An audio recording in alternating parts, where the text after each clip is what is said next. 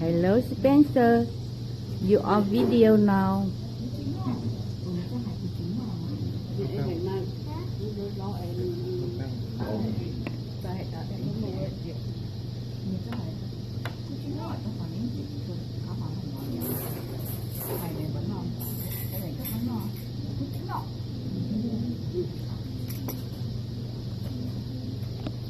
Nó nọ nhiệt tài thía chỉ lùa tía tài rùa bấy tôn nó phở nữa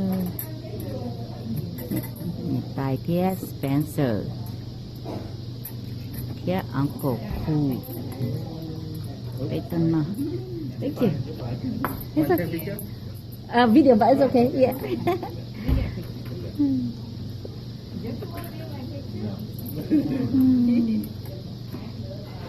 Cái tôi non nụ đồ nữa nó lợi thế là thiết là she lấy chừng hay to be space away lấy tao bé bố bé nhót tí tí.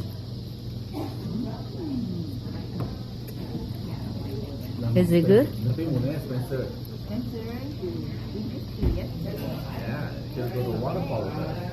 Nam on nụ muốn chơi bé chạy nhua xiết rồi nụ phanh thay nụ có muốn dây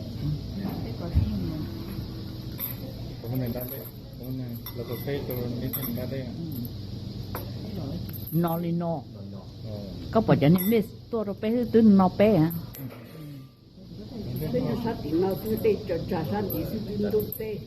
cho nên gì nhé tôi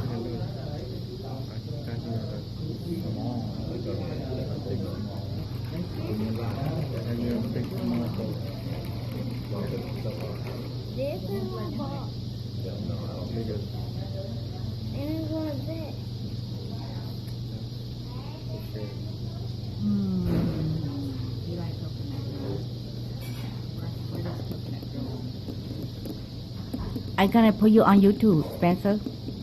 Is that okay? On TV. You gotta look handsome for the camera. Say something. Say hello to Auntie. Say something to make people laugh. Tell us who you are and how old you That are. was a joke. Introduce yourself to the camera. He doesn't want to. Don't be shy.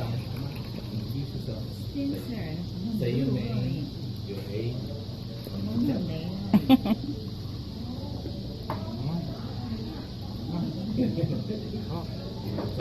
Just say I don't want to. No, I don't want to say it. No, thank you. Okay. Thank you.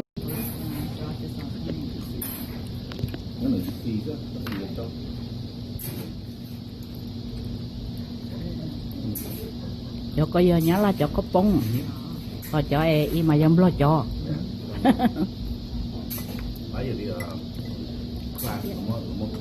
Thế này chưa tốt đủ rồi à?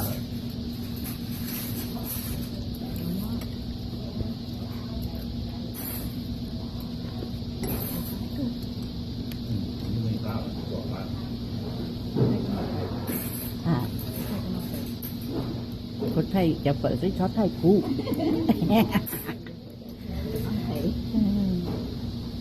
Thầy Spencer sư.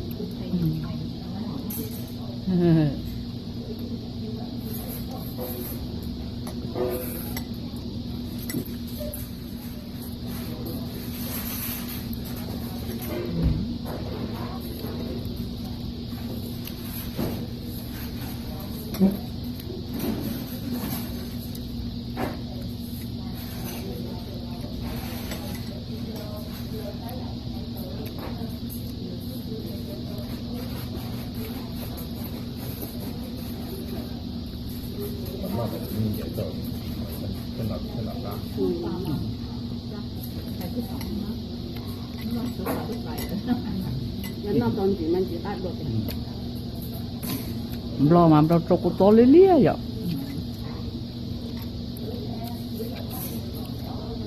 ปิดสีมาตรงนอกเต็มมาวันนั้นเนาะ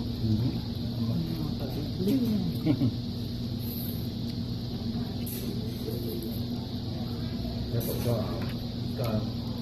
ตกใจเหมือนกัน next day morning, just fortunately, looking.